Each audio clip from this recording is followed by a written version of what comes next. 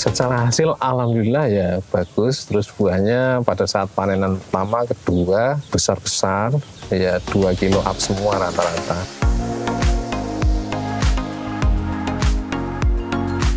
Saat ini Mas Saiful sudah kecanduan. Kecanduan. Kalau manisnya Mas? Manisnya ya kalau kita jual terus melonnya laku semua ya, terus dihitung-hitung masih ada lebihnya ya alhamdulillah. Nah mungkin itu kali Mas. Atau malah banyak lebihnya ini Mas. Sebagai ya, gambaran Mas, ini kan tadi kan sudah dikatakan sekitar 1.500-an lah kurang sedikit untuk populasinya. Kemudian kalau panen sendiri Mas, atau modalnya kira-kira berapa kalau mulai dari penanaman sampai akhir, kemudian taksiran hasilnya itu di angka berapa?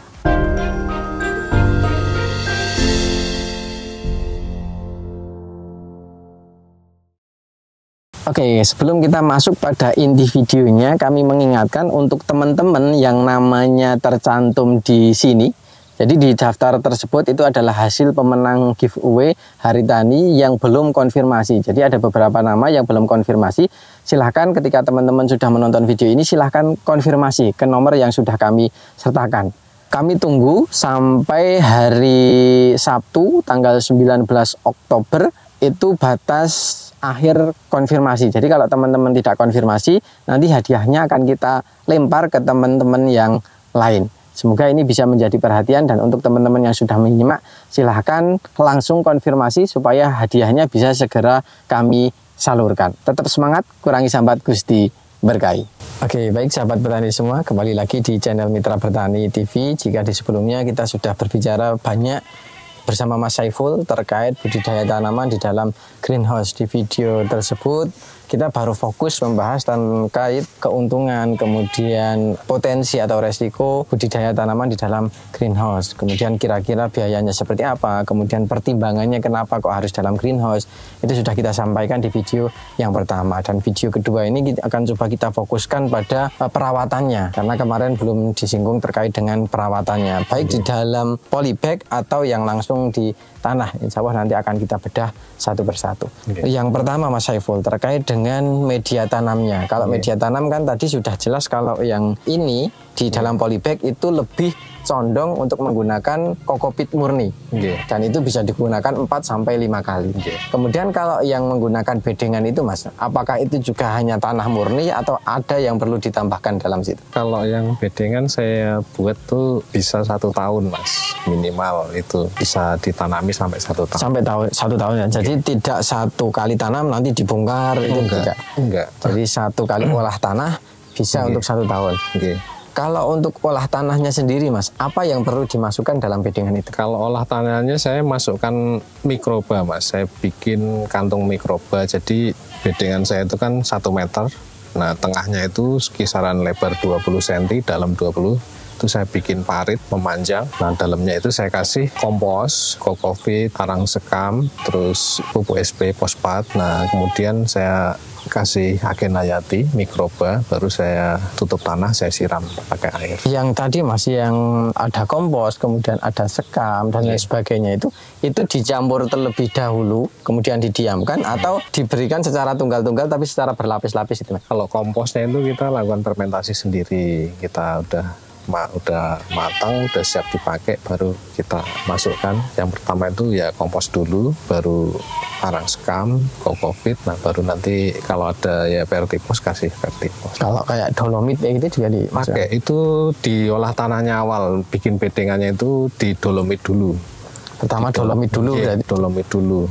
Baru dibuat lubang itu ya Mas ya? Baru dibikin bedengan, udah di dolomit, dibikin bedengan, udah jadi bedengannya, baru tengah itu dibikin parit lebar 20, dalam 20, nanti baru diisi dalamnya. Kalau sudah diisi baru ditutup tanah? Ditutup tanah. Tadi juga ada penambahan mikroba ya Mas ya? Sebelum disemprot tadi aplikasinya? Dikocor Mas. Oh, dikocor pakai gembor itu. Saringan ya Mas ya? Ada saringan? Disiramkan. Oke, kemudian ditutup menggunakan tanah. Berarti posisi pupuk itu sebenarnya tidak pas di bawah lubang tanam ya Mas? Enggak Mas. Di tengah ya Mas ya? Malahan, iya. Pertimbangannya kok di tengah itu gimana Mas? Pertimbangan saya ya nanti kan lubang kocor itu kan agak ke tengah mas. Iya. Nah nanti posisi stick drip saya ini nanti saya pindah ke tengah. Oh, nanti akar tuh akan mengikuti sumber air kan, nanti ke tengah pasti. Tetap nanti akar itu akan mencari sumber air dan sumber nutrisi ya mas. Tetap akar nanti akan mendekati itu gitu. Jadi di tengah dan mungkin lebih awet ya mas ya, cadangan makanannya itu ada di tengah. Mungkin lebih awet, lebih banyak. Lebih banyak. Dan itu bisa bertahan dalam jangka waktu sampai 1 tahun. 1 tahun. Setelah pengolahan tanah itu mas, apakah bisa setelah tadi kan sudah ditutup menggunakan tanah, apakah itu bisa langsung setelah pemasangan mulsa itu, apakah bisa langsung ditanami atau memerlukan jeda waktu terlebih dahulu? Enggak, nanti kalau udah ditutup mulsa itu jangan dilobang dulu. Jadi kita biarkan kira-kira ya 3 sampai 2 minggu lah paling enggak. Nah itu nanti baru kita bisa kita lobang, baru kita tanam. Jadi setelah penutupan itu sudah langsung ditutup menggunakan mulsa, hanya saja tidak langsung dilubangi. Tidak dilubang dulu. Jadi ditunggu sampai 2 minimal sampai 3 minggu ya mas ya. Itu baru nanti dilubangi, baru dilakukan penanaman. Nah perlakuan sebelum penanaman sendiri itu ada atau tidak mas? Perlakuan sebelum tanam biasanya kan kalau saya kan nanamnya itu kan pakai potre, kayak potre dulu. Nah itu di potre itu nanti sebelum tanam saya rendam dulu dengan agen hayati. Di potrenya itu ada tempat nampaknya, nah itu saya rendam dulu di situ. Nah baru nanti lubang tanamnya itu ditonjol, baru dikasih trichoderma di dalamnya, baru benih itu tak masukkan, baru ditanam. Berarti di bawah benih di lubang tanam itu ditambahkan trichoderma dulu? Dimasukkan trichoderma. Nah baru sticknya ditaruh di situ, dikocor dulu, irigasinya dialirkan. Nah nanti baru kita pindah tanam langsung masuk di lubang itu. Oke, jadi bisa ya mas ya, bisa pemberian trichoderma bisa setelah dikocori air bisa langsung ditanami? Oke, bisa. Bisa langsung ditanami. Kemudian kalau untuk perawatan sendiri mas, di polybag dan yang tadi di lahan atau di bedengan seperti itu, sama atau tidak mas, selain di medianya itu? Kalau perawatan sama, paling yang beda penyiraman mas. Kalau di tanah ini penyiramannya nggak terlalu sering seperti yang di polybag gitu. Kalau penyiraman ya paling kalau umur baru tanam itu ya sehari sekali. Kadang-kadang ya kalau medianya masih basah ya 2 hari sekali gitu. Jadi melihat kondisi dari medianya ya mas? Okay. Kalau kokopit ini kan medianya kan terbatas mas, terbatas dengan volume ini ya 40 kali 40. Kalau tanah itu kan memang dia kan luasannya sangat luas lah jangkauan akarnya. Nah kalau penyiramannya itu paling ya kalau yang di media tanah yang umur masih kecil ya paling sehari sekali. Kalau masih lembab kadang-kadang 2 hari sekali saya siram. Tapi kalau untuk yang di dalam ini bisa sehari 2 kali di awal-awal? Kalau di awal tuh ya sehari 2 kali yang di polybag. Nanti kalau pas mau polinasi itu ya agak sering penyiramannya. Oke, jadi kalau secara keseluruhan itu hampir sama ya mas ya? Hampir sama, cuma beda di siramannya. Di siramannya. Tapi kalau bahan yang digunakan itu sama? Bahan. Misalkan pupuknya di... Oh beda, kalau di polybag saya gunakan AB mix, kalau yang di media tanah saya gunakan pupuk majemuk. Pupuk majemuk. Dan tetap pakainya pakai drip ini juga kan mas? Iya, pakai sistemnya irigasinya pakai drip semua. Cuma nutrisinya yang beda itu pakai majemuk. Oke. Jadi kalau secara keseluruhan sebenarnya hampir sama, hanya saja tadi di bedanya di AB mix yang sana pakai majemuk ya mas ya. Kemudian kalau untuk pengairan juga disesuaikan dengan kondisi tanahnya ya mas ya, media tanamnya. Kalau pasca penanaman mas, perawatan yang perlu dilakukan di fase-fase awal itu apa saja mas? Di fase awal paling ya penyempraian insek, fungisida itu awal tanam ya pasti masuk 5 atau 7 hari setelah tanam tuh kita spray. Interval berapa hari? Kalau di greenhouse itu kan nggak terlalu ini ya mas ya. Kalau untuk insek ya paling ya kita lihat serangan lah. Ya untuk jaga-jaga itu paling ya umur 7 hari. Terus nanti 14 hari. Nah itu nanti 18 hari atau 17 hari nanti kita lihat tuh kalau udah muncul bunga betina itu udah kita stop penyepraian. Dihentikan total, baik itu spray nutrisi, insek, fungi itu kita hentikan total. Berarti di awal pertumbuhan itu hanya untuk insek fungi itu hanya sekitar 3 kali ya mas ya? Iya, kisaran 3 kali. Berhenti itu di umur 17-18 itu udah berhenti. 17-18 itu karena di umur itu bunga sudah mulai muncul? Bunga jantan sudah mulai muncul, nah sebagian bunga betina itu juga ada yang udah mekar mas, jadi kita hentikan. penyepraian. Di video pertama itu kalau tidak salah di pasca polinasi melakukan penyepraian. Iya.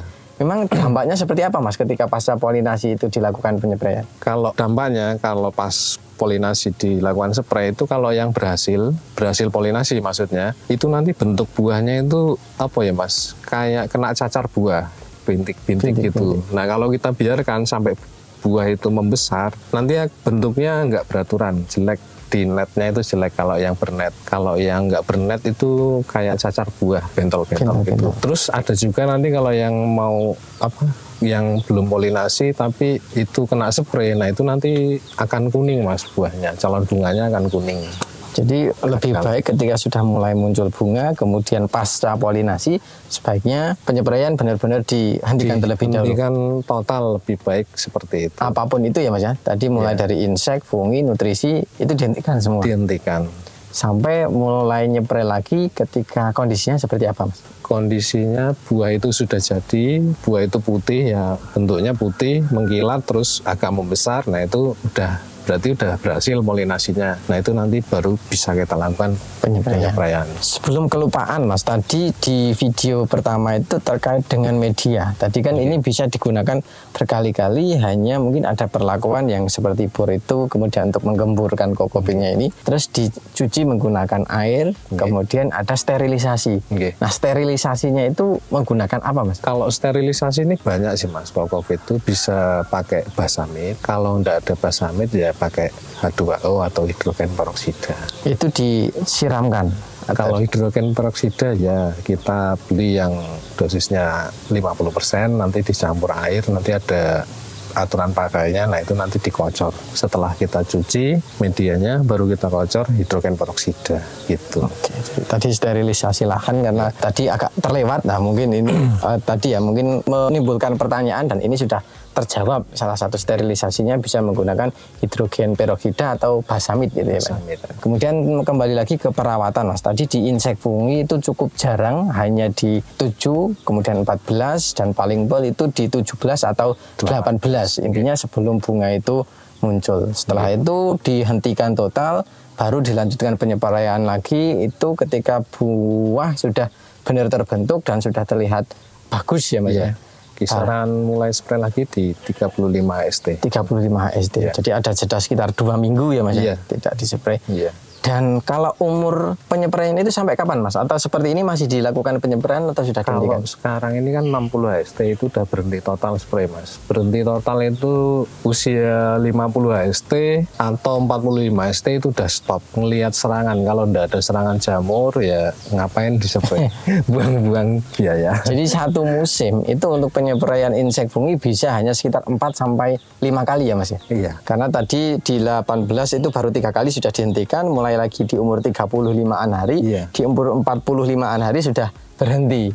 Jadi hanya sekitar 5 kali. Kalau teman-teman beli dalam botol yang mungkin besar itu bisa untuk beberapa kali musim tanam. Awet Mas, saya beli insek dan fungisida itu ya bisa sampai sekarang masih ada. Belum beli lagi. Jadi memang benar-benar sangat awet gitu kalau untuk insek dan fungi. Tadi kalau tidak salah juga nutrisi itu juga ada yang dispraykan Mas? Ada. Nah itu untuk penyepraiannya menggunakan apa, kemudian intervalnya berapa hari sekali? Nutrisi itu kan masuknya pagi. Nah kalau insek itu saya sore. Nah itu untuk nutrisi saya spraynya pagi. Kalau umur 7 HST itu saya biasa pakai Modern Fall. Terus nanti pas mau 14 dan 18 itu Modern Fall tetap saya pakai, nanti saya tambahkan kalinet Mas. Kalinet untuk biar calon bunga itu biar banyak serempak, terus saya tambahkan boron sedikit. Boron itu. Jadi untuk nutrisinya sama juga, intervalnya juga hampir sama seperti insek fungi, hanya saja kalau insek fungi itu lebih di sore hari, tapi kalau untuk nutrisi di pagi hari. Untuk bahannya tadi ada Modern Fall, kemudian di 14 dan 17-nya itu Modern Fall tetap masuk, tapi sudah ditambahkan kalinet. Karena di situ untuk sudah berbicara tentang persiapan pembungaan ya Mas ya. Jadi sudah perangsang supaya bunganya itu banyak dan jadi mungkin. Kemudian setelah polinasi dihentikan juga sampai umur 35-an hari. Nanti diaplikasikan lagi. Dispray lagi pakai kalinet. sama GA3. Itu pembesaran buah. Juga intervalnya sama seperti insek fungi tadi, Mas? Enggak, itu nanti kita lihat kondisi. Kalau yang GA3 itu kita kasih sekali gimana. Nah, kalau masih kurang nanti ditambahin 2 kali spray. Kalau Kalinet tuh tetap masuk untuk ngisi buah tuh. Kalinet dan Modern Fall saya masukkan di umur 35 ST, terus nanti di 40 ST saya spray lagi sampai 45 ST saya spray. Dari penyepraian dari awal sampai akhir itu untuk dosisnya itu stabil atau ditingkatkan atau gimana? Kalau pada saat pembungaan itu saya kasih sedikit. Nanti kalau pas pengisian saya tambahin dosisnya, Mas. Saya naikkan dosisnya. Karena memang kebutuhannya sudah semakin banyak, jadi dosisnya diberikan lebih banyak ya. Jadi Modern dan Kalinet itu diberikan sampai umur 45-an hari ya, Mas? 45 ST saya kasih terus. Kenapa tidak hanya mengandalkan dari bawah, Mas? Karena kan di sini kan sudah ada nutrisinya ya, Mas ya. Tapi kok masih spray juga masih memerlukan nutrisi? Kan gini, Mas, kadang-kadang kan saya juga merasa ya kan, saya nutrisi ABMIC ini kan ngeracik sendiri. Ya belum tentu racikan saya sebagus yang pabrikan yang udah punya nama. Ya itu untuk jaga-jaga aja. Dan kombinasi dari bawah dari ABMIC racikan sendiri, kemudian dari atas spray Modern dan Kalinet itu secara hasil Mas Saiful sudah puas itu? Secara hasil alhamdulillah ya bagus. Terus buahnya pada saat panenan pertama, kedua besar-besar. Ya 2 kilo up semua rata-rata. Paling kecil ya 1,5 itu, 1,5 kilo. Oke, jadi untuk kualitas berani bersaing meskipun ABMIC-nya ini racikan sendiri. Ya karena itu tadi, Mas, karena merasa racikan saya ini belum sebagus yang sudah pabrikan, yang sudah punya nama. Yaitu saya jaga dibantu spray daunnya. Dan alhamdulillah untuk hasil tidak terlalu kalah dari besar, kemudian bobot, dari net juga. Net, alhamdulillah ya bagus, masih tetap bagus. Mungkin itu terkait dengan perawatan insek dan fungi itu sudah dijelaskan. Kemudian kalau nyepray, Mas, misalkan insek fungi itu khususnya insek lah. Ini untuk insek netnya ini juga ikut dispray atau hanya fokus di tanaman, Mas? Kalau pas steril pasca panen ya, pasca panen itu ya kalau kini kan plastik UV juga dilakukan maintenance ya, perawatan kita cuci tiap minimal 1 tahun sekali. Itu kemarin pada saat pasca panen yang ini kita lakukan pembersihan plastik UV, kita pel, terus insect net kita spray pakai spray gun itu kita bersihkan, ikut kita bersihkan juga untuk insect netnya. Tapi kalau untuk pas nyepray tanaman, inseknya nggak ikut, insect netnya nggak di spray berarti enggak, ya, Mas? Enggak, ya, itu penyepraian nggak perlu ke insect net, nggak perlu, hanya difokuskan ke tanaman. Dan alhamdulillah dengan dosis yang tadi sedikit, kemudian intervalnya juga lumayan jarang, tanaman masih tetap aman. Dan itu memang salah satu keuntungan budidaya tanaman di dalam greenhouse ya, Mas ya. Secara faktor lain-lain itu dapat dikontrol atau dapat diminimalisir. Kemudian ini, Mas, kalau melihat dari jenis melonnya ini ada banyak sekali jenis, tidak hanya satu jenis. Ini memang berbeda-beda atau saya yang salah menyimpulkan ini, Mas? Ya memang ini kan tujuan konsepnya memang untuk wisata petik. Jadi ya saya gimana saya itu bisa membuat pembeli itu bisa datang ke sini terus melihat banyak pilihan, Mas. Jadi nggak hanya satu jenis saja. Dia bisa tahu jenis-jenis melon yang lain, terus bisa merasakan melon-melon yang lain gitu, macam-macam. Jadi ya itu sih tujuan saya yang utamanya. Ada berapa jenis ini? Kalau yang saya tanam saat ini ada 8 jenis. 8 jenis. Pantas saja dari segi bentuk, kemudian warna, dari netnya juga beda-beda. Bahkan dari waktu panennya juga beda ya, Mas ya? Beda, Mas. Ada yang panen lebih cepat, ada yang umur 70 HST baru panen nanti. Bagian besar juga sudah ada namanya, itu artinya sudah di booking, sudah dipesan. Kalau terkait dengan teknis perawatan, Mas, ini memang hanya disisakan setiap tanaman itu satu lajur atau satu tanamannya, Mas, tanpa tunas air, Mas? Oh iya, ini engkel, Mas. Saya tanam engkel, dia polybag. Saya nggak pakai tunas air. Kalau yang di tanah pun juga seperti itu, Mas? Kalau yang di tanah, rencananya saya pakai sistem sulur, Mas. Sistem sulur. Pakai tunas air. Kalau yang pakai tunas air nanti buahkannya bisa lebih dari satu? Insya Allah saya bisa buahkan lebih dari satu. Kalau yang di sini memang rata-rata fokus di satu buah ya, Mas? Satu buah. Satu buah dan bagian atas dilakukan topping. Kalau ini Mas, terkait dengan polinasi sendiri itu berarti patokannya umur atau kondisi bunga? Patokannya kita lihat kondisi tanaman. Kadang-kadang kalau pas musim panas itu polinasinya lebih cepat. 18 HST itu udah mulai keluar bunga jantan dan bunga betina udah mulai mekar. Kalau musim hujan? Musim hujan agak mundur Mas. Kalau musim hujan itu agak mundur, biasanya di 23, 25 ST itu baru keluar bunga betina yang mekar. Kalau untuk polinasi sendiri Mas, untuk setiap tanaman itu hanya satu atau sebenarnya yang dipolinasi itu ada beberapa bunga, hanya nanti kita dilakukan seleksi buahnya itu? Kalau polinasi itu sebenarnya satu bunga betina yang bagus itu 2 bunga jantan. Tapi kalau saya ya satu bunga betina, satu bunga jantan. Yang penting kita pada saat polinasi itu benar-benar sempurna, rata gitu aja. Tapi setiap tanaman itu yang dipolinasi hanya satu atau sebenarnya ada beberapa Mas yang dipolinasi itu? Yang dipolinasi itu kita kan mau buahkan satu. Berarti kita minimal kita polinasi 2 atau 3 cabang. Jadi 2 sampai 3 ya, karena tujuan kita nanti bisa menseleksi ya Mas ya, bisa memilih. Kalau hanya satu nanti kurang bagus, sudah nggak punya pilihan. Jadi polinasi itu serentak atau juga bisa berhari-hari Mas? Enggak Mas, karena ini ada beberapa varian, jadi polinasinya itu nggak sama. Jadi tiap hari itu kita keliling gitu, melihat bunga betina mana yang udah mekar, nah itu nanti yang kita polinasi duluan. Jadi patokannya bukan lebih ke umur ya Mas ya, tapi melihat kondisi bunganya itu sudah seperti apa gitu. Karena beda varietas, ininya juga beda Mas. Mungkin kita lebih jeli lagi. Kemudian ada proses penggantungan juga ya Mas ya. Gantung buah, seleksi ada, kemudian gantung buah. Kalau gantung buah dan seleksi ini waktunya bersamaan atau gimana? Saya lakukan di sini bersama Mas. Jadi seleksi buah sekaligus gantung buah itu kita lakukan langsung secara bersamaan. Secara bersama. Dan bagian atas ini dilakukan sistem topping, atau panas pucuk. Ini di umur berapa atau ketika buah seperti apa ini? Pokoknya target saya ya tanaman udah nyampe tiang paling atas ini, ya udah itu saya topping, paling saya sisain 3 atau 2 daun baru saya potong. Jadi ukurannya bukan daun keberapa itu, bukan ya Mas ya? Oh enggak, paling kisaran 27 daun Mas. 27 daun. Ini sudah dibuatkan instalasi yang permanen, jadi bagian atas itu sudah ada kayak besi atau pipa ya Mas ya? Iya, pipa. Nah, itu nanti akan menjangkau itu dan akan turun ya Mas ya? Turun 2-3 daun, nah itu kisaran 27 sampai 28 daun, nah itu baru saya topping. Kemudian bagian bawah ini juga dilakukan pengurangan daun ya Mas ya? Iya, saya lakukan pruning bagian bawah karena kan ini mau mendekati usia panen ya, jadi saya lakukan pruning daun bawah. Ya, tujuannya untuk perawatan itu atau supaya lebih enak dilihat mata ini? Ya, yang pertama ya untuk memaniskan buah. Nah, yang keduanya ya kalau di sini kan untuk wisata petik, jadi biar orang tuh melihat biar kalau untuk foto ya bagus.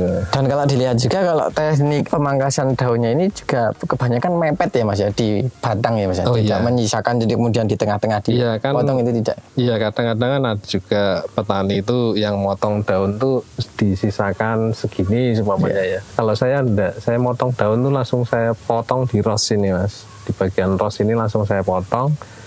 Biasanya itu nanti lukanya itu langsung kering Mas. Cepat kering ya? Iya, cepat kering. Karena kalau dipotong di sini itu nanti, nah tangkai yang sisanya ini bisa busuk. Lama-lama merambat ke bagian batang utama.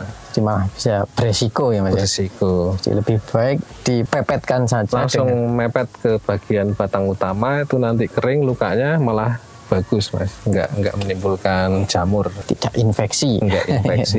Iya. Oke. Mungkin itu terkait dengan pengairan atau pemupukan tadi kan menggunakan AB mix ya, itu sampai nanti menjelang panen atau sampai kapan Mas? AB mix ini pakainya kan bertahap Mas, ngikutin usia. Jadi ppm-nya nanti kita atur pakai TDS meter, terus pH airnya juga kita selalu cek ya kan. Nah, untuk penggunaan AB mix ini saya dari pagi mulai jam 7:30 lah, nanti berhenti itu di jam 1 itu saya ganti keran ke air biasa yang sorenya. Jadi nggak satu hari full itu nutrisi semua, nggak. Jadi masih saya mix pakai air biasa di sore harinya. dari jam 1 sampai sore. Kalau di usia 60-an hari ya Mas ya ini? Okay. Itu sehari itu dinyalakan berapa kali Mas? Ini 3 kali Mas. Jadi jam 7:30, nanti jam 10, baru nanti terakhir jam 2. Dan jam yang 2 itu hanya menggunakan air biasa? Air biasa, iya. Jadi kalau di polybag seperti ini sehari sudah di atas 60-an hari hanya dilakukan 3 kali ya Mas ya untuk pengairan. Kalau spray sudah dihentikan total. Total Mas, ini udah berhenti total pokoknya. Tinggal menunggu panen ya Mas. Okay. Jadi ini sampai mau petik tetap perlu diairi ya Mas? Iya perlu, tapi ya hanya sedikit sih untuk airnya. Pernah kejadian ini tidak Mas? Misalkan kan selang tripnya ini kan lumayan kecil, kemudian ada yang nyumbat, kemudian... Oh pernah dulu Mas, dulu coba tanam tuh 1 pohon saya buahkan 2, tapi kan ini ppm-nya kan harus tinggi. Nah kalau ppm-nya tinggi itu kan ada potensi endapan tuh di selang ini kan sangat banyak. Nah kalau enggak kita sering flushing 1 minggu sekali, ini penuh endapan Mas di selang ini. Nah nanti bisa nyumbat drip ini, terus nanti debit airnya nggak sama yang lain. Jadi ada kemungkinan nanti tanamannya jadi layu kayak gitu ya? Layu, terus ya iya layu Mas, mati. Pertumbuhannya kurang bisa maksimal, ternyata bukan dari jamur, kadang saluran air yang kurang lancar, tersumbat itu. Kalau kita tidak jeli terkait dengan larutannya atau ppm-nya, kemudian memunculkan endapan, itu ada potensi menyumbat sehingga aliran atau debit di setiap polybag-nya itu tidak bisa sama atau tidak bisa seragam, yang nantinya akan menghambat pada proses pertumbuhan dan yang paling fatal di kematian ya. Mungkin itu sahabat petani semua yang bisa kami bahas dengan Mas Saiful ya. Mungkin sudah dari A sampai Z sudah kita bahas, mulai dari pembuatan greenhouse sampai dengan perawatan. Untuk perawatan sendiri sebenarnya menurut saya tidak terlalu ribet asalkan kita sudah paham ya Mas ya. Mas Saiful pun juga kalau boleh tahu Mas, untuk budidaya tanaman melon ini didapatkan secara autodidak atau awalnya juga sekolah-sekolah atau baca atau gimana ini? Ya awalnya ya otodidak, ya baca-baca, terus ngikut pembelajaran online gitu. Jadi memang segala media sudah coba belajar di YouTube, di juga ya lihat baca-baca, datang ke greenhouse punya teman-teman nanya-nanya gitu. Jadi selagi kita mau belajar dan ada kemauan, insya Allah pasti tetap ada jalan gitu. Dan sebenarnya tidak ada yang sulit selagi kita mau ada kemauan ya Mas ya. Jadi Mas Saiful ini juga mungkin untuk budidaya tanaman melon untuk awalnya, kalau mungkin orang lain juga memandangnya mungkin sebelah mata untuk budidaya di seperti ini langsung seperti ini gitu. Tetapi dengan kemauan yang tinggi, belajar di mana-mana dan kapanpun ya, jadi tidak mengenal tempat, tidak mengenal usia, tidak mengenal waktu. Beliau belajar di berbagai hal, mulai dari ikut seminar atau kelas-kelas, kemudian membaca buku, kemudian di website juga, kemudian nonton di mungkin YouTube juga, dimanapun, kemudian dikombinasikan dengan pengalaman juga ya Mas ya. Jadi semuanya itu dirangkum menjadi satu dan inilah hasilnya gitu. Dan insya Allah ini siap dibagikan untuk teman-teman yang mau belajar. Sebenarnya tidak terlalu sulit, kemudian perawatan juga tidak terlalu neko-neko, hanya saja mungkin kita perlu teliti, kemudian telaten, tekun. Untuk dari awal ini di media polybag atau di media tanah secara perawatan tidak terlalu signifikan secara keseluruhan, hanya ada perbedaan di beberapa aspek dasar atau di awal, tapi secara keseluruhan ke atasnya itu hampir sama. Kemudian untuk penyepreian sendiri ini tidak terlalu sering untuk insek, fungi dan nutrisi, itu hanya di interval mungkin sekitar 7 hari sekali. Jadi di 7, 14 dan sekitar 18 hari. Kemudian setelah itu ketika pembungaan sampai nanti polinasi sampai terbentuk buah kecil, spray itu dihentikan total. Baru dispray lagi nanti di umur kisaran 35 sampai 45 hari. Setelah 45 hari itu juga sudah dihentikan secara total. Sampai saat ini sudah tidak dilakukan penyepreian. Kemudian beliau hanya memanfaatkan untuk satu batang utama atau sistem engkel. Jadi hanya menyisakan batang utama, kemudian pada bagian atas itu dilakukan topping atau pangkas pucuk. Kemudian juga untuk memaksimalkan buah, memaniskan rasa, itu dilakukan pengurangan daun, khususnya daun-daun bawah. Dan triknya sebisa mungkin itu agak nempel dengan batang utama supaya lukanya itu cepat mengering. Iya. Dan takutnya itu kalau disisakan nanti akan kayak semacam membusuk yang nantinya akan menjalar ke batang utama. Nanti ke batang utama. Mungkin itu. Kemudian untuk nutrisi beliau juga memasukkan bukan hanya dari bawah. Dari bawah beliau menggunakan AB mix hasil karya sendiri. Maksudnya mencampurkan beberapa bahan. Kemudian karena beliau serasa kurang pede dengan mungkin secara kualitas, takutnya kalah dengan yang beli sudah jadi. Kalau beli sudah jadi mungkin lebih mahal ya Mas ya. Lebih mahal Pak. Lebih mahal. Kemudian beliau mencoba mengakalinya dengan memberikan spray di umur 7, 14, 18 hari. Itu di 7-nya menggunakan Modern Volt. Kemudian 14, 18 harinya kombinasi antara Modern Volt dan Kalinet. Kemudian setelah polinasi atau setelah buah terbentuk, itu Modern Kalinet masih dipakai, hanya ditambah GA3. Dan GA3 itu diberikan sesuai dengan kebutuhan. Jadi tidak ada patokan pastinya, tapi diberikan sesuai dengan kebutuhan tanaman. Dengan perlakuan seperti itu, alhamdulillah kualitas buah yang dihasilkan tidak jauh berbeda dengan yang full menggunakan nutrisi pabrikan. Mungkin itu sahabat petani semua. Semoga video ini bermanfaat, dan apabila video ini bermanfaat, jangan lupa klik like, komen, share, dan jangan lupa subscribe untuk tidak ketinggalan info terbaru dari kami. Terima kasih Mas Saiful. Terima kasih sahabat petani semua. Salam mitra petani Indonesia. Wassalamualaikum warahmatullahi wabarakatuh. Dan sampai jumpa di video kami selanjutnya.